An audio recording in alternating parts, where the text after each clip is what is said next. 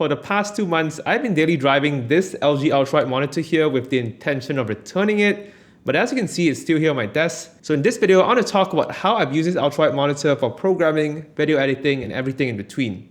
Before I dive into some of my findings on using an ultralight monitor, I want to touch on why I've never considered using an ultralight monitor, given that the things that I do like programming and video editing clearly benefits from having additional screen real estate. So it all goes back to my college days. Back then, I was using the Surface Pro 4 and I did things like photo editing, coding, and general web browsing.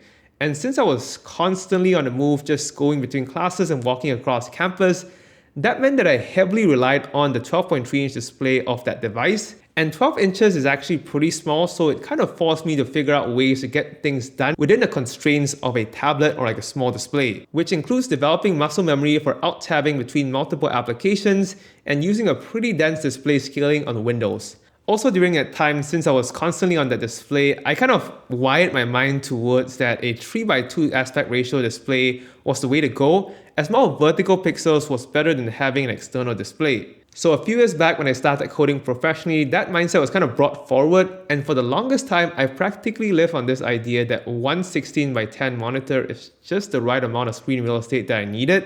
But in recent months, what ultimately pushed me to try out an ultralight monitor for my own desk setup here is that almost all YouTube videos that have a monitor in the background seems to be an ultralight monitor. So that's the story of how I caved in and got this ultralight monitor here. So the first 2 weeks of switching to this ultralight monitor, I honestly did not see the point of it. And I think it's because I was using it as if it were a single 16:9 display, meaning that I would just maximize every application that I was using. But the thing is that most applications I use don't benefit from having this much of horizontal space, so it just ends up filling up the screen with a lot of blank space on both sides. But even when an application does take advantage of the full width of the display, like my video editor of choice, DaVinci Resolve, or my code editor, Visual Studio Code, I only find it useful sometimes to have it stretch the full width of the display, as I found it a little disorienting to move my head left and right to see things. Another thing about using an ultralight monitor is that watching a video on full screen will create black bars on the left and right of the screen, but I never found it an issue as my peripheral vision at an arm's length away from the display isn't really that wide.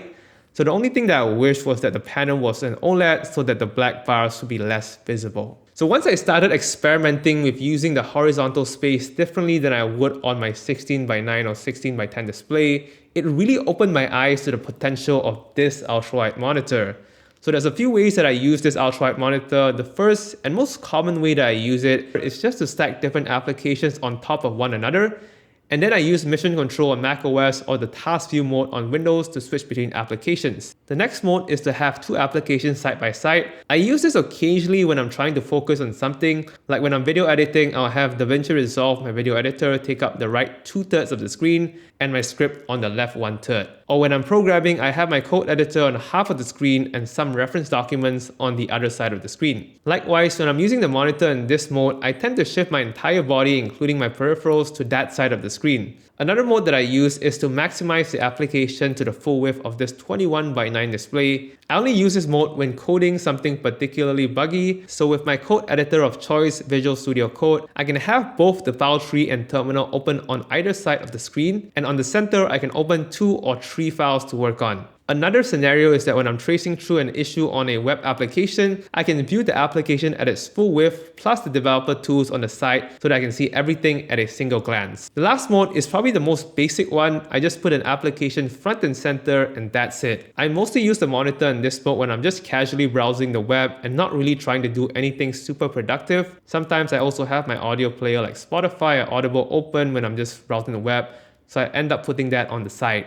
But that's about it. One thing I want to point out is that I have my webcam placed on the left corner of this ultrawide monitor, and I did that because I have the light bar on the center of the display, and putting the webcam on top of the light bar will make it look like the other person is looking down on me when I'm doing a video call. So what I end up doing when I'm taking a video call is that I just shift my entire body towards the left side of the display.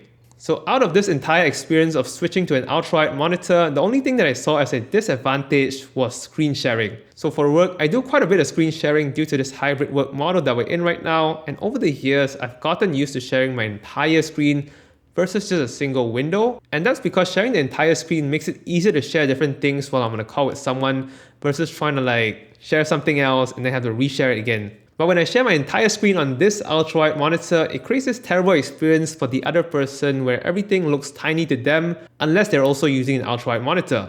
Now I am aware that this is more of a software problem than it is a problem with ultrawides. If only teleconferencing apps like Zoom or Teams have the option to share certain portions of the screen, then that would be perfect. But anyways, these days whenever I'm sharing my screen, I go with the slightly inconvenient route of sharing a particular window so that the other person that I'm sharing my screen to can properly see what I'm trying to share. As the saying goes, you don't know what you're missing out until you try it out. That pretty much sums up my entire experience of switching to an ultrawide monitor. Now I want to get this straight, using an ultrawide monitor did not make me more productive, but it did allow me to multitask more efficiently. So moving forward, I'll continue using this ultrawide monitor because it's pretty fun to use, and also I'm way past the 30-day return period of this monitor, so I gotta keep it. But I'll probably do a follow-up video in about a year from now to check in on my long-term notes on using an ultrawide. Let me know down in the comment section below if you've tried an ultrawide monitor before. Do you like it? Do you hate it? Or do you feel like it's the same thing? But yeah, that's all that I have for this video, and I hope to see you very soon in the next video.